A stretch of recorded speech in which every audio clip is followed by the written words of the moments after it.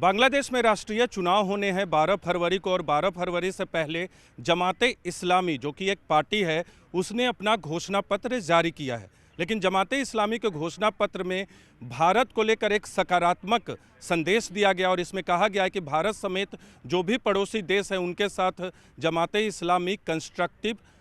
Peaceful और friendly relation चाहेगा अगर उनकी सरकार बनती है। तो वादा किया है जमाते इस्लामी ने, लेकिन जमाते इस्लामी की छवि कट्टरपंथी पार्टी और संगठन की रही है। तो ऐसे में जमाते इस्लामी की तरफ से जो घोषणा पत्र जारी किया गया है उस पर कितना विश्वास करे कि बांग्लादेश की जनता, ये तो 12 फरवरी के बाद पता चलेगा। लेकिन भारत कितना विश्वास करेगा ये भी आने वाले वक्त में, अगर जमाते इस्लामी की सरकार बनती है तो उनके रवैये पर निर्भर करेगा। लेकिन जमाते इस्लामी के घोषणा पत्र पर विश्वास करना अभी थोड़ा मुश्किल है। हाँ, लेकिन एक बात महत्वपूर्ण है कि कट्टरपंथी जमाते इस्लामी ने भारत के साथ दोस्ताना संबंधों के संदेश जरूर दिए हैं। पहले भी जमाते इस्लामी बांग्लादेश नेशनल पार्टी के साथ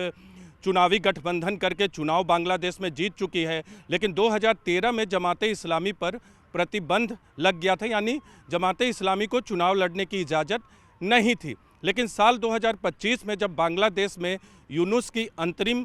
सरकार के शासनकाल में जमाते इस्लामी को अनुमति मिल गई कि वो अब चुनाव लड़ सकते हैं और इस बार जमाते इस्लामी जो है एक बहु पार्टी गठबंधन तैयार किया है जमाते इस्लामी ने, जिसमें एनसीपी भी एक हिस्सा है। नेशनल सिटीजन पार्टी ये वही पार्टी है छात्रों की जिसने शेख हसीना की सरकार के खिलाफ विरोध किया था, आंदोलन चलाया था, जिसकी वजह से शेख हसीना को बांग्लादेश छोड़कर भारत में शरण लेनी पड़ी थी। तो बांग्लादेश नेशनलिस्ट पार्टी, एनसीपी और दूसरी छोटी पार्टियों का गठबंधन है और इनके मुकाबले दूसरी तरफ बांग्लादेश नेशनल पार्टी है जो कि खालिदा जिया की पार्टी है और अब उनके बेटे इस पार्टी के अध्यक्ष हैं। लेकिन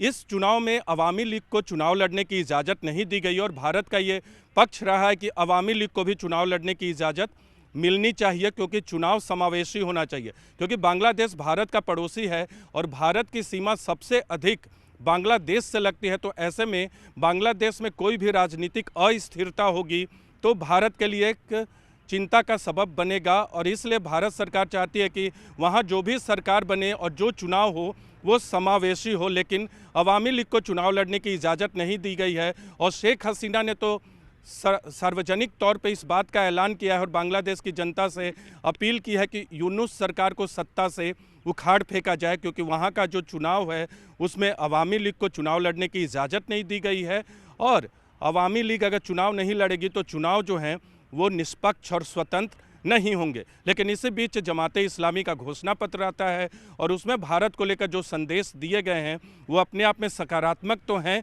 लेकिन उन पर कई तरह के सवाल ज़रूर खड़े रहेंगे। अब देखना होगा कि 12 फरवरी को जब चुनाव होंगे उसके बाद कौन चुनाव जीतता है, लेकिन भारत की तरफ से उसे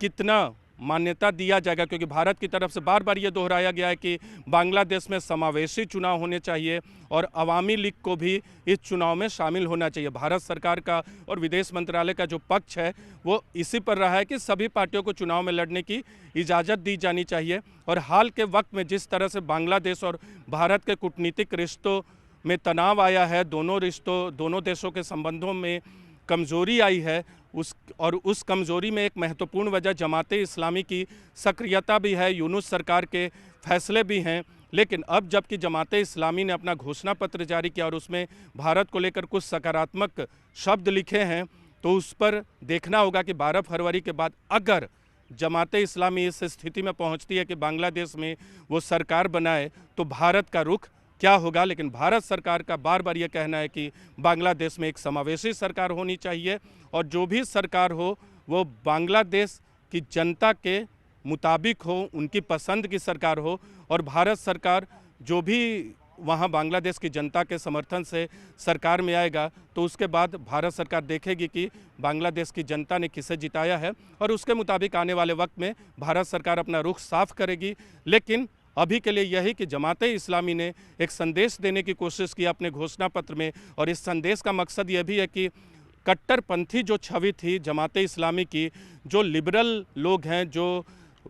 सोच के जो लोग हैं उनके वोट को हासिल करने की कोशिश जमाते इस्लामी ने इस बयान के ज़रिए की है। जो हिंदू और अल्पसंख्यक समुदाय वहाँ रहते हैं उनका वोट हासिल करने की कोशिश इस घोषणा पत्र के ज़रिए जमाते इस्लामी ने किया है। और भारत के साथ साथ कुछ दूसरे पड़ोसी देशों का भी नाम जमाते इस्लामी ने लिया है। देखना होगा कि चुनाव में क्या होता है और चुनाव में जिस पार्टी की भी जीत हो उसके प्रति भारत का रुख क्या होता है, और उसी के बाद पता चलेगा कि आखिर बांग्लादेश में जो भी सरकार होगी उसके साथ कैसे संबंध भारत के होंगे।